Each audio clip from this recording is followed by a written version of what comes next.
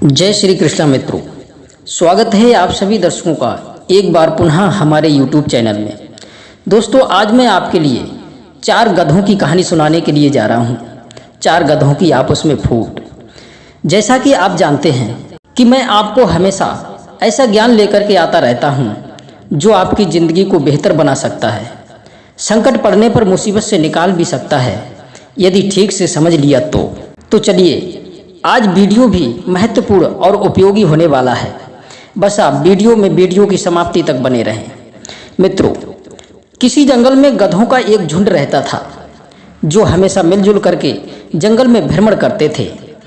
उनकी एकता को देखते हुए कोई भी हिंसक पशु, शेर या चीता उन पर आक्रमण नहीं कर पाता था। इसलिए वे हमेशा संगठन के साथ रहते थे और पूरे जंगल में घूमते थे। और सत्य बात है, एकता के बल के आगे बड़े बड़े शत्रुओं का भी कोई बस नहीं चलता है। संगठन में खड़े वृक्षों को भी बड़ा से बड़ा तूफान भी नहीं गिरा पाता और अकेले वृक्ष को एक आंधी भी बड़ी आसानी से गिरा करके चली जाती है। शेर ने सोचा कि यदि गधों का शिकार करना है तो पहले इन्हें विश्वास में लाना होगा, इनसे दोस्ती का दिखावा करना होगा। लड़कर इनसे पेश नहीं पाई जा सकती। कहते हैं, शत्रु देखने में छोटा हो या बड़ा, उसके बल को जाने बिना जो हड़बड़ी में या घमंडवश उसके सामने जाता है, वह आग में पतंगे की भांति जल करके नष्ट हो जाता है। जो अपने बल से उन्मत्त होकर के शत्रु को तुच्छ समझकर उसे मारने के लिए उत्साह से जाता है, वह बलवान होकर भी मद रहित टूटे हुए दांत वाले हाथी की तरह पीछे भागता है। शेर ने निश्चय किया कि वह गधों के साथ मित्रता का व्यवहार करेगा। अब तो वह रोजाना गधों के पास घूमने आता था और उनसे 2-4 घंटे बातचीत करके लौट जाता था। गधों को भी विश्वास हो गया कि अब शेर हमसे दोस्ती करना चाहता है। फिर भी वे शेर पर आंखें मूंद कर भरोसा नहीं करते थे। और सत्य बात है, पहले तो हमें किसी पर विश्वास करना नहीं चाहिए। और यदि कोई आपको विश्वास दिलाता है या आपको लगता है कि उस पर विश्वास किया जा सकता है, फिर भी उसका एक बार छिपकर परीक्षण अवश्य कर लेना चाहिए। क्योंकि कहते हैं, दुष्टों का स्वभाव उपदेश देकर भी नहीं बदला जा सकता। और एक बात, जिसके कुल का बल का चेष्टा का पता ना हो तो अपना हित चाहने वाले को उसका विश्वास नहीं करना चाहिए। शेर ने देखा कि मेरे दोस्ती करने पर भी वे अपने झुंड से अलग होकर मेरे साथ कोई भी आना नहीं चाहता, इसलिए मुझे कोई और उपाय सोचना चाहिए। शेर ने एक युक्ति निकाली कि अगर इनके बीच आपस में फूट करा दूं तो ये निश्चित रूप से अलग हो जाएंगे और अलग होते ही मैं इनका शिकार कर लूँगा। मित्रों, शेर ने रणनीति बनाई और अगले दिन का इंतजार करने लगा।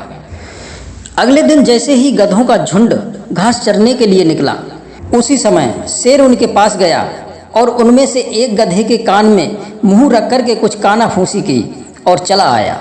शेर ने उस गधे के कान में कहा कुछ नहीं था, बस ऐसे ही एक दिखावा किया था कि बाकी गधों को लगे जैसे कोई गुप्त बात वह उससे कहकर गया हो।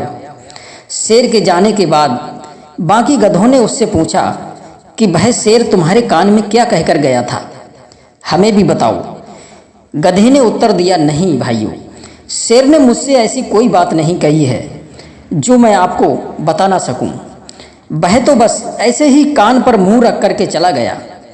अन्य गधों ने समझा कि वह हमसे झूठ बोल रहा है, जरूर कोई रहस्य की बात शेर ने इसे बताई होगी, ये हमें बताना नहीं चाहता है। इस प्रकार उस गधे के प्रति सभी गधों में यानी कि दोष फैल गया। उन्होंने उस गधे को अपने झुंड से अलग कर दिया। मित्रों, शेर भी यही चाहता था।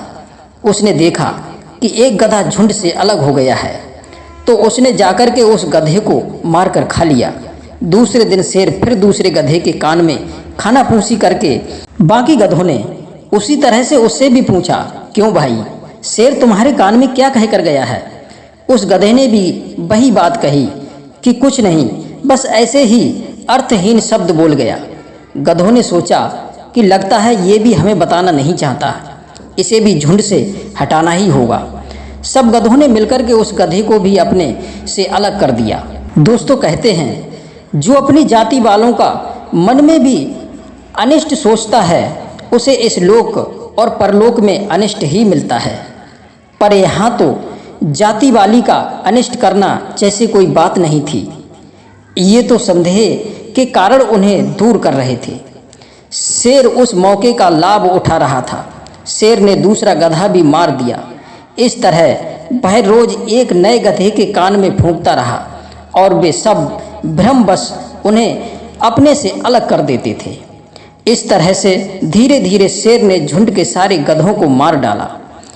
गधे मूर्खतावश शेर की चाल को समझ नहीं पाए और एक एक करके शेर का शिकार बनते चले गए। इसलिए कहा गया है कि इस संसार में जो हितैषी मित्रों की बात नहीं मानता है या उन पर विश्वास नहीं करता है, वे गधों की तरह एक एक करके शत्रु की भेंट चढ़ जाते हैं। जिस तरह पानी में रहने वाली बेवकूफ़ मछलियों की तरह जीभ के लालच में फंसकर मारी जाती हैं, उसी तरह अज्ञानियों का नाश हो जाता है। जो अपनी उन्नति, जिंदगी और सुख की इच्छा करता हो, ऐसे बुद्धिमान पुरुष को बृहस्पति का भी विश्वास नहीं करना चाहिए। जैसे गधों ने शेर का विश्वास किया और उसे अपने झुंड तक आने दिया। कहते हैं जिस तरह पानी का वेग धीरे धीरे नाव में रहकर उसे डुबा देता है, उसी तरह अत्यंत पतले छेद से भी भीतर घुसकर के शत्रु आपको मार सकता है। एक कहावत है कि कभी कभी आंखों देखा भी सच नहीं होता। जो लोग सिर्फ संदेहवश निर्णय लेकर के कार्य कर डालते हैं, उसको गंभीरतापूर्वक सोचते समझते नहीं, उन्हें गधों की तरह बेमौत मरना पड़ता है। यदि आपको लग रहा है कि ये व्यक्ति हमारा कट्टर शत्रु है, तो उसे इतना अवसर नहीं देना चाहिए जो आपके पास तक आ सके, क्योंकि कहते हैं नीम की जड़ पर रोज दूध डालने पर भी उसमें मिठास नहीं आ सकती। दूसरी बात, यदि कोई अपना भाई कुछ कह रहा है या उसकी दृष्टि में वह गलत है, फिर भी शांतिपूर्वक उसकी बात को ध्यान से सुनना चाहिए। दोस्तों, यदि मुसीबत में नहीं पड़ना चाहते तो इन 3 लोगों पर कभी संदेह मत करना: माता पिता, गुरु, निस्वार्थी मित्र या जातिगत भाई बंधु। दोस्तों, यदि आपको वीडियो पसंद आया हो तो वीडियो को लाइक और शेयर अवश्य करें। आप सभी दर्शकों का बहुत बहुत धन्यवाद। फिर मिलते हैं किसी नई वीडियो में नई ज्ञान चर्चा के साथ। तब तक के लिए जय श्री कृष्णा, जय श्री राधे।